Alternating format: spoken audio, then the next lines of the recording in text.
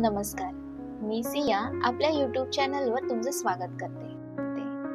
आजकाल हातपाय दुखणे, गुडघे दुखणे, केस गळणे, दातांच्या समस्या, थकवा येणे असं आपण बऱ्याच जणांच्या तोंडून ऐकतो. ही फक्त आजारांची लक्षणं नाहीत, तर आपले शरीर मला कॅल्शियम हवं आहे असं जोरात ओरडतंय याची निशाणी आहे. हाच आजचा विषय आहे. आज आपण बोलणार आहोत कॅल्शियम का गरजेचं आहे, महिलांमध्ये ही कमतरता जास्त का होते आणि कॅल्शियम कसं भरून काढावं. व्हिडिओ शेवटपर्यंत नक्की बघा, कारण शेवटी मी सांगणार आहे दररोज किती कॅल्शियम घेतलं पाहिजे आणि कोणत्या चुका टाळायला हव्यात.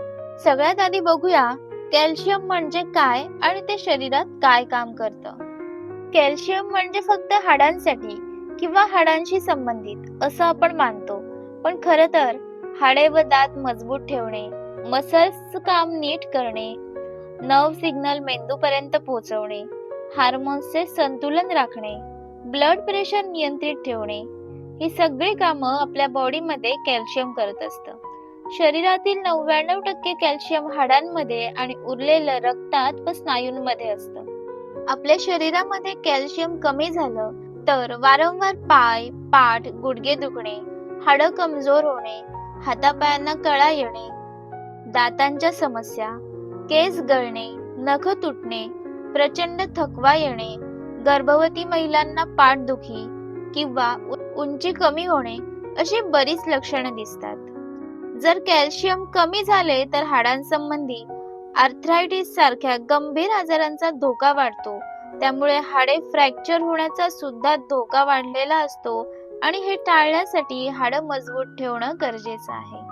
हाडांच्या मजबूतीसाठी, ब्लड क्लॉटिंग पासून बचाव करण्यासाठी, स्नायू बळकट करण्यासाठी कॅल्शियम गरजेचं आहे. पुढे बघूया की महिलांमध्ये कॅल्शियमची कमतरता जास्त का होते.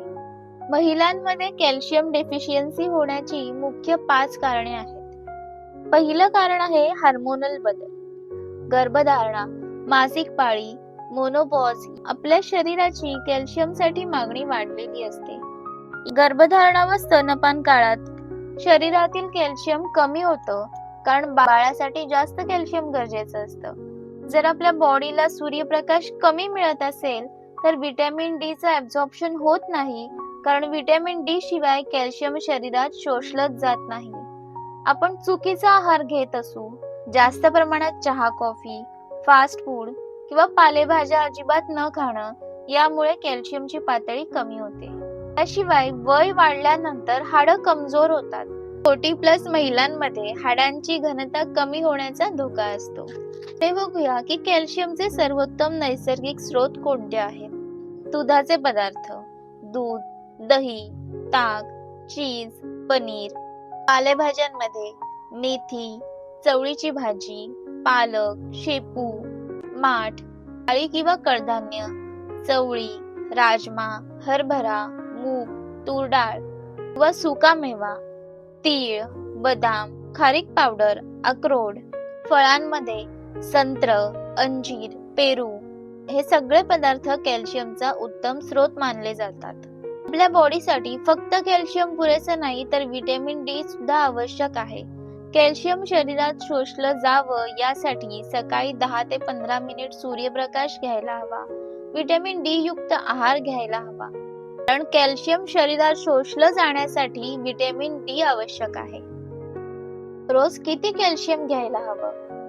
सामान्य प्रौढ व्यक्तींसाठी 1000 मिलीग्रॅम, 40+ महिलांसाठी 1200 ते 1500 मिलीग्रॅम आणि गर्भवती किंवा स्तनपान करणाऱ्या महिलांसाठी सुद्धा 1200 ते 1500 मिलीग्रॅम पर डे.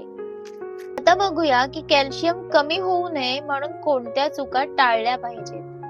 जास्त चहा, कॉफी, फास्ट फूड, कमी झोप, सूर्यप्रकाश टाळणे, रेडीमेड सॉफ्ट ड्रिंक्स मध्ये फॉस्फरसचं प्रमाण जास्त असतं, त्यामुळे कॅल्शियम कमी होऊ शकतं. हाडांवर आणि आरोग्यावर गुंतवणूक आजच करायला हवी. कॅल्शियम पुरेसं घेतलं, व्हिटॅमिन डी पुरेसं मिळालं आणि शरीर सक्रिय ठेवलं तर हाडं मजबूत आणि आयुष्य निरोगी राहणं अगदी सोपं आहे. व्हिडिओ आवडला असेल तर नक्की लाईक करा आणि अजूनही चॅनलला सबस्क्राईब केले नसेल तर बेल नोटिफिकेशन सह सबस्क्राईब करा.